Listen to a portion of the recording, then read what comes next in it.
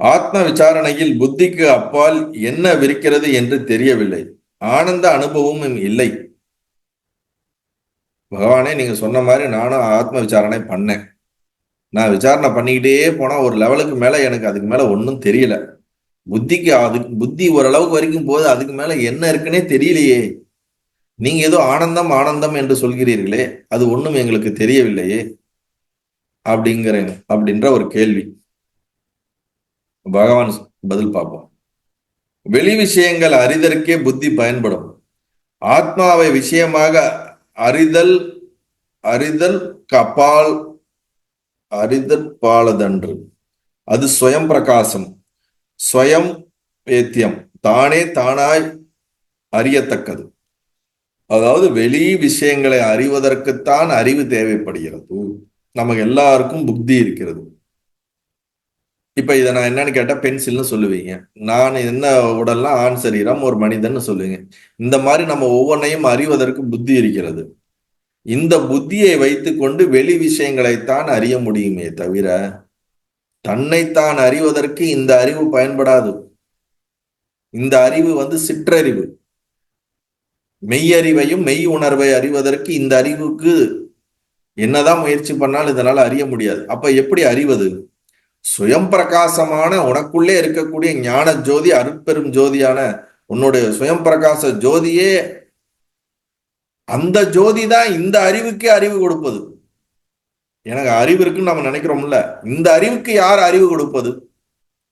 அதுதான் ஆத்மா என்ற அந்த சுயம் பிரகாச அருட்பெரும் ஜோதி. அததான் இங்க சொல்றார். புத்தியினால ஆத்மாவை அறியப்படுவது கிடையாது. வெளி விஷயங்களை அறிவது போல ஆத்மாவை நம்ம தெரிஞ்சுக்கக்கூடிய ஒரு விஷயம் கிடையாது. அது சொப்பிரகாசம். அது தானே பிரகாசமாக சூரியனை போல ஒளிர்ந்து கொண்டே இருக்கிறது. தானே தானாய் அறியத்தக்கது. நம்ம ஏற்கனவே சொன்னது போல இந்த நான்ற உணர்வை தேடி பார்க்கும்போது நான் இல்லாமல் போகும்போது எது இருக்கிறதோ அது ஆத்மா. அதுபோல இந்த புத்தி தேடி தேடி களைப்பாயி இந்த புத்தி ஒரு இடத்துல இதுக்கு மேல முடியாதுன்னு இந்த புத்தி அந்த தன்மையை இழக்கும் பொழுது அது தானா சுயம் பிரகாசம் அந்த இடத்துல தன்னை வெளிப்படுத்தும். இது ரொம்ப சட்டலான விஷயம். எப்படி உங்களுக்கு புரியுதுன்னு எனக்கு புரியல. இன்னொன்னு எப்படி ஆத்மாவே ஒரு விஷயமாக அறியப்பட முடியாதுன்னு சொல்றது போல ஒரு பொருளை அறிவது போல ஆத்மாவை அறிய முடியாது.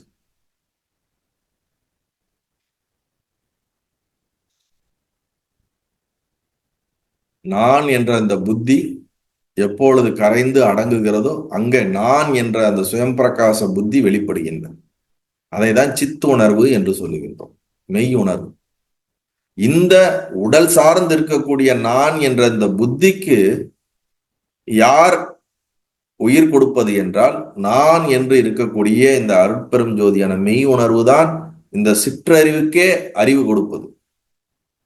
அப்ப பேரறிவு தான் சிற்றறிவுக்கு அறிவு கொடுக்கும் பொழுது எப்படி இந்த சிற்றறிவால் பேரறிவை அறிய முடியும்? சிற்றறிவினால் வெளி விஷயங்களை அறிய முடியுமே தவிர பேரறிவை அறிய முடியாது.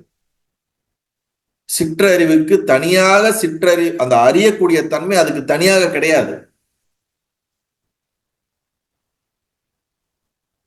உதாரணத்துக்கு இப்ப நம்ம ஒரு ஸ்கேனிங் மிஷின் ஏதாவது இருக்குதுன்னா அது ஒன்னு ஸ்கேன் பண்ணுது, ஸ்கேன் பண்ணி ஒரு டேட்டாவை கொடுக்குதுன்னா அதுக்கு தானே ஸ்கேன் பண்ணுமா அப்படின்னா அதுக்கு கரண்ட்னு ஒண்ணு இல்லாம அதால ஸ்கேன் பண்ண முடியாது. பவர் சப்ளைன்னு ஒண்ணு இல்லாம அது என்ன பண்ண முடியாது. நம்ம ஒரு மார்க்கெட்லாம் சூப்பர் மார்க்கெட் போனா அங்க ஒரு மிஷின் வச்சிருக்காங்க. எந்த ப்ராடக்ட்லயும் ஒரு பார்கோட் அப்படி ஸ்கேன் பண்ணி அது உள்ள அந்த டேட்டாவை அங்க காட்டுது, இது இந்த பொருள், இது இந்த விலை அப்படின்னு. அது எப்படி இயங்குது? அந்த ஸ்கேனருடைய வேலை என்னது? அங்க இருக்கக்கூடிய டேட்டாவை அப்படியே எடுத்து அதுல சொல்லப்பட்டிருக்க விஷயத்தை அறிவாக அதை எடுத்து இன்னொரு இடத்துல அது என்ன பண்ணுது? புட்டப் பண்ணுது. அதுக்கு அந்த சக்தி இருந்தாலும் அதை இயங்குவதற்கு கரண்ட்னு பவர் சப்ளை இல்லாட்டினா அது என்ன பர்பஸ்ல அது அது அது இயங்காது இல்ல. அது போல நமக்கு ஒரு அறிவுன்னு ஒண்ணு இருக்கு பாத்தீங்களா, அது ஸ்கேனர் மாதிரி. இந்த ஸ்கேனர் மொத்தத்தையும் வெளி உலகத்தையும் என்னையும் எல்லாத்தையும் ஸ்கேன் பண்ணுது. இது ஸ்கேன் பண்றதுக்கான இந்த அறிவுக்கு இதுக்கு யார் பவர் கொடுக்குறாங்கன்னா சுயம் பிரகாசமான கான்சியஸ்னஸ் தான். இந்த ஸ்கேனர் என்ன பண்ணும்? பொருளை எல்லாம் ஸ்கேன் பண்ணுமே தவிர எனக்கு வரக்கூடிய பவரை நான் ஸ்கேன் பண்ணேன்னு திருப்பி ஸ்கேன் பண்ண முடியுமானா முடியாது. என்னைக்கு இந்த ஸ்கேனர் என்னால எனக்கு பவர் கொடுக்கறத ஸ்கேன் பண்ண முடியாதுன்னு உதாரணத்துக்கு சொல்றேன், அது விடுபுகிறதோ அப்பொழுது இந்த கரண்ட் தான் எல்லாத்தையும் பண்ணுது அப்படின்னு நமக்கு தெரிவது போல, இந்த சிற்றறிவு என்னைக்கு என்னால முடியாதுன்னு அது தன்னுடைய இயலாமையை கான்சியஸ் முன்னாடி சரண்டர் ஆகுதோ, கரைகிறதோ, இந்த அகங்காரம் என்றைக்கு, அதை தான் அகங்காரம்னு சொல்றேன், அந்த புத்திய, நான் என்ற புத்திய, அது என்னைக்கு கரைகிறதோ, இதுக்கு மேல என்னால முடியாது, என் புத்தியை வச்சு எல்லாத்தையும் தேடி பார்த்துட்டேன், எல்லாத்தையும் ஆராய்ச்சி பார்த்துட்டேன், எல்லாம் இது பண்ணிட்டேன், அப்படின்னு இது என்னைக்கு தன்னுடைய அந்த பிடிப்பை விடுகிறதோ, ஸ்ட்ராங்கா பிடிச்சு வச்சிருக்கோம்ல நான், அந்த பிடிப்பை விட்ட மாத்திரத்திலே நம்மளுடைய சொரூபம் வெளிப்படும்.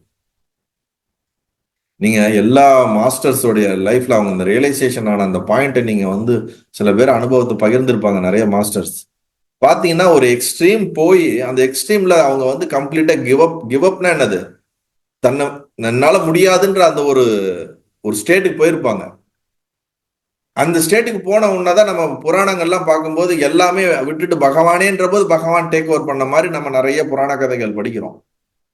அது என்ன மீனிங்னா, இந்த நானால நம்ம எவ்வளவோ முயற்சி பண்ணி இதுக்கு மேல முடியலன்னு அது விடும் பொழுதுதான் பரமாத்மாவான அந்த பரமாத்மா என்ன பண்றாரு, ஜீவாத்மாவை டேக் ஓவர் பண்றாரு. கீதையிலையும் அர்ஜுனன் எவ்வளவோ போராடி பார்த்து கடைசியில ஐயோ நீங்க சொல்றது எனக்கு எதுவுமே புரியல, என்னால ஒண்ணுமே முடியல, அவன் சரண்டர் ஆகிறான், ஈகோவை சரண்டர் ஆகிறான். பகவான் என்ன பண்றாரு, சரி நான் இதுக்கு மேல நான் பாத்துக்கிறேன், நான் சொல்றதை மட்டும் நீ செய்யுங்க. அது போல இந்த ஈகோ என்னைக்கு இது தனி தனி தனி தனி நான் தனிப்பட்ட ஒரு உணர்வுன்னு இதை நினைச்சுக்கிட்டு இருக்கிறது அப்படி கிடையாதுப்பா, என்னால எதுவுமே முடியாதுப்பான்னு கான்சியஸ் முன்னாடி சரண்டர் ஆகுதோ, அப்ப கான்சியஸ்னஸ் அந்த ஈகோவை டேக் ஓவர் பண்ணி, அதுக்கு மேல அதுக்கு ஈகோன்ற பாயிண்ட் கிடையாது, அது கான்சியஸோட ஒரு பாகமாயிடுது. அங்கதான் நீங்க வித்தியாசம்.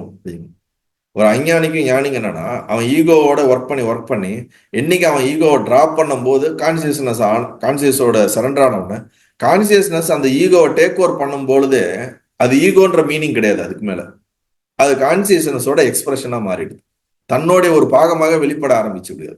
அதுக்கு முன்னாடி வரைக்கும் தன்னிலிருந்து வேற ஒரு பாகமாக இருக்கிறது.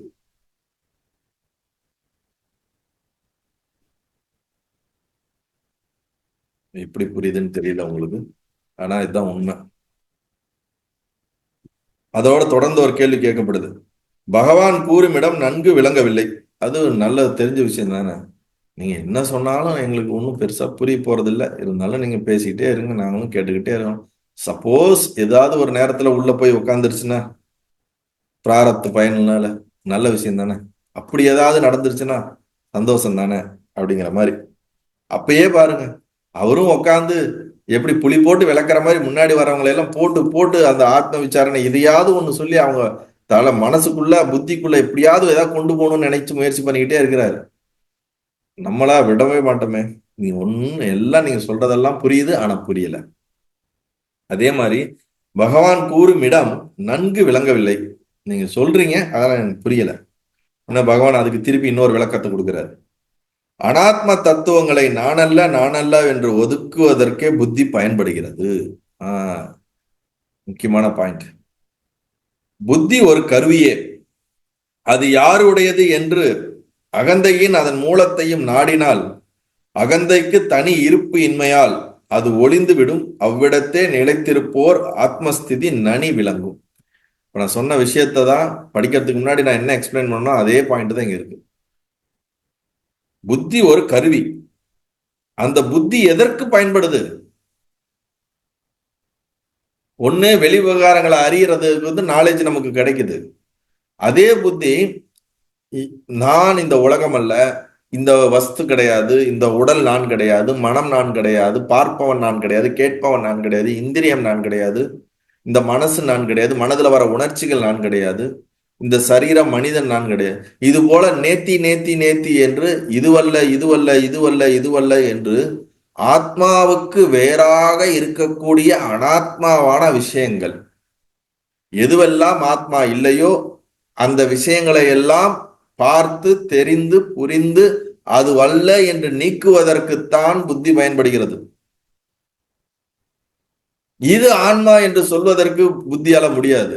ஆனா இதெல்லாம் ஆன்மா இல்லைன்னு சொல்றத புத்தியால முடியும். ரெண்டுக்கும் பெரிய வித்தியாசம் இருக்கு. இப்ப ஒரு ஒரிஜினல் ஒரு பொருளும் அது மாதிரியே இருக்கிற பல டூப்ளிகேட் பொருளும் இருக்குன்னு வச்சுங்களேன். நிறைய பொருள்கள் கலந்து இருக்குது. நமக்கு ஒரு பொருளை கொடுத்துட்றாங்க, இதுதான் ஐடியல் மெட்டீரியல், இதே மாதிரி இருக்கக்கூடியது எதுன்னு பாருங்கன்றாங்க. நம்ம என்ன பண்றோம், இதை எக்ஸாம்பிளா வச்சுக்கிட்டு இதை பேஸ் பண்ணி தேடுறோம். அப்ப இது தேடும் போது என்ன பண்றோம், பல பொருட்கள் வருது, இது மாதிரி இல்ல, சிமிலரா இல்ல. அப்ப என்ன பண்றோம், ரிஜெக்ட் பண்றோம். ரிஜெக்ட் பண்ணிக்கிட்டே வரோம். அப்ப எல்லா பொருளையும் ரிஜெக்ட் பண்றோம், இது மாதிரி எதுவுமே இல்ல. அப்ப எல்லாத்தையும் ரிஜெக்ட் பண்ணிட்டு பார்த்தா எதுவுமே இல்லை, இது மட்டும் தான் இருக்குது, இதுக்கு மேட்சிங்கா எதுவுமே கிடையாது. அப்ப இந்த ரிஜெக்ஷன் ப்ராசஸுக்கு தான் இந்த புத்தி பயன்படுது. இப்ப ஆத்மாங்கிறது நமக்கு ஒரு பேசிக்கான படிக்கிறது மூலியமா நமக்கு ஒரு அறிவு வருது, அதுக்கு பேர் பரோட்ச அறிவு, புரியுதுங்களா? அதுவே அனுபவ அறிவு கிடையாது, அது ஒரு அறிவு, புத்தியினால அறியப்படக்கூடிய ஆத்மானா இதுதான் நம்ம படிச்சு தெரிஞ்சுக்கிற அறிவு. இந்த அறிவை வச்சு நம்ம என்ன பண்றோம், உலகத்துல இருக்கக்கூடிய ஒவ்வொரு பொருளையும், ஒவ்வொரு அனுபவங்களையும், ஒவ்வொரு மனதுல வரக்கூடிய எண்ணங்களையும், உடலையும், எல்லாத்தையும் நம்ம ஆராயும் போது இதுக்கு மேட்சிங்கே ஆக மாட்டேங்குது. அப்ப மேட்ச் ஆகாத விஷயங்கள் எல்லாம், எதுவெல்லாம் மாறக்கூடியது, எதுவெல்லாம் அழியக்கூடியது, எதுவெல்லாம் காலத்திற்கு உட்பட்டது, எதுவெல்லாம் மாற்றத்திற்கு உட்பட்டது, அது எல்லாமே நிலையில்லாதது. அப்ப சத்தியம் இல்லாதது எல்லாம் அனைத்தையும் நான் அல்ல என்று ஒதுக்கு ஒதுக்கு ஒதுக்கு, நேத்தி நேத்தி நேத்தி. அப்படி ஒதுக்குவதற்கு இந்த புத்தி தான் பயன்படுகிறது. இப்ப எல்லாத்தையும் ஒதுக்கிட்ட, இதுக்கு மேல ஒதுக்குறதுக்கு ஒண்ணுமே இல்லைங்கும் போது இந்த புத்தியும் என்ன ஆயிடும், விழுந்து அங்க, அததான் அழகா இங்க சொல்லியிருக்காரு, அகந்தையின் அதன் மூலத்தை நாடினால். இப்படி எல்லாத்தையும் நான் இதுல ஒரு முக்கியமான விஷயம் புரிஞ்சுக்கணும். அது எப்படி இது எல்லாத்திலையும் நான் அல்ல நான் அல்லன்னா, இதெல்லாம் நீங்க நீக்க நீக்க என்ன ஆகுறீங்கன்னா, நீங்க டீப்பா உள்ள டிராவல் பண்ணிட்டே போறீங்கன்னு அர்த்தம். சும்மா நம்ம உட்காந்துட்டு இந்த புத்தகத்தை இதுவெல்லாம் ரிஜெக்ட் பண்ணுங்கிற மாதிரி இல்ல. நீங்க உள்ளுக்குள்ள உட்காந்து இந்த ப்ராசஸ் பண்ணும்போது, நேத்தி ப்ராசஸ் பண்ணும்போது, ஆத்ம விசாரணை பண்ணும்போது, ஒவ்வொன்றும் நான் அல்லன்னு நினைக்கும் போது, நீங்க ஸ்டார்ட் பண்ண பாயிண்ட்லயே இருப்பீங்கன்னு நினைக்காதீங்க. நான் அல்லன்னு போது உங்களுடைய உணர்வானது உள்நோக்கி பயணித்துக்கிட்டே போகும். உள்நோக்கின்னா என்ன சொல்றது, இந்த அகங்கார உணர்வு மெலிந்து மெலிந்து மெலிந்துகிட்டே வரும். இப்போ ஒரு இவ்வளவு ஸ்டிஃபா இருக்கிறது நேத்தி பண்ண பண்ண அது அவருடைய திக்னஸ் அப்படியே குறைஞ்சிக்கிட்டே வரும்னு அர்த்தம். அதை தான் நான் டீப்பா உள்நோக்கி போறதுன்னு சொல்றேன். இந்த அகங்காரம் ஓரளவுக்கு அப்படியே நீங்க அந்த நேத்தி பண்ண பண்ண உள்ள போக போக போக ஒரு பாயிண்ட்ல இந்த ஈகோங்கிறது இந்த ஒரு பனிக்கட்டி கரைஞ்சு போற மாதிரி அந்த கரைஞ்சு போற நிலைக்கு வந்துருது. அதைத்தான் இங்க சொல்றாரு, அகந்தையோர் தனி ஒரு இருப்பு இன்மையால் அது ஒளிந்து விடும். பனிக்கட்டிய ஒரு ஐஸ் கட்டிய தண்ணியில போட்டீங்கன்னா கடைசி பாயிண்ட் வரைக்கும் அது திடமா இருக்கும், ஒரு இடத்துல அது கரைஞ்சிருது இல்ல. அது இனிஷியலா போடும்போது கெட்டியா இருக்குல்ல, இப்ப ஈகோ நமக்கு எப்படி இருக்குன்னா கெட்டியா இருக்கு. இப்ப நம்ம நேத்தி சாதனைகள் எல்லாம் பண்ணி, தியானம், யோகம், சாதனை, ஆத்ம விசாரணை, சிரவணம், மனனம், நிதித்தியாசனம், இதெல்லாம் பண்ணி பண்ணி இந்த திட பொருளா இருக்கக்கூடிய இந்த ஐஸ் கட்டி தண்ணியில இருக்கும் பொழுது அது ஆட்டோமேட்டிக்கா கரைஞ்சு ஒரு பாயிண்ட்ல கடைசியில் அது இல்லாம போகக்கூடிய அந்த பாயிண்ட் தான் ரியலைசேஷன் அப்படின்னு சொல்லுது. அததான் என்ன சொல்றாரு, அகந்தையோர் தனிக்கு ஒரு இருப்பு இன்மையால் அது ஒளிந்து விடும்.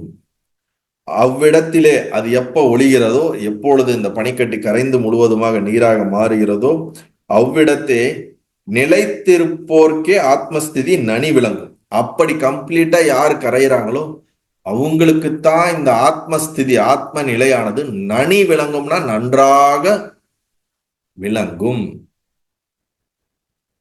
அப்ப ஈகோ கம்ப்ளீட்டா டிஸ்ட்ராய் ஆனாதான் அங்க ஆத்ம அனுபவம் சாத்தியம்.